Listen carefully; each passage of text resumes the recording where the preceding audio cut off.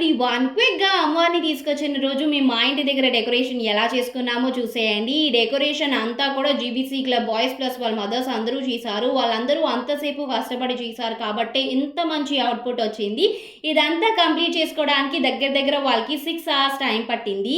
ఐగిరి నందిని నందిత మేదిని విశ్వ వినోదిని నందనుతే గిరివర వింధ్య శిరోధిని వాసిని విష్ణు విలాసిని జిష్ణునుతే భగవతి దేశితి కంఠ కుటుంబిని. ఫైనలీ అమ్మవారిని మా ఇంటి దగ్గరికి తీసుకొని వచ్చేసారు. అమ్మవారు వచ్చిన వెంటనే అక్కడ ఉన్న వాళ్ళల్లో ఎవరో ఒకరు అమ్మవారికి ఆరతిచ్చి కొబ్బరికాయ కొడతారు. ఆ తర్వాత మా వీధిలో వాళ్ళందరం కూడా అమ్మవారికి ముర్రాట వేసుకొని దండం పెట్టుకుంటాము.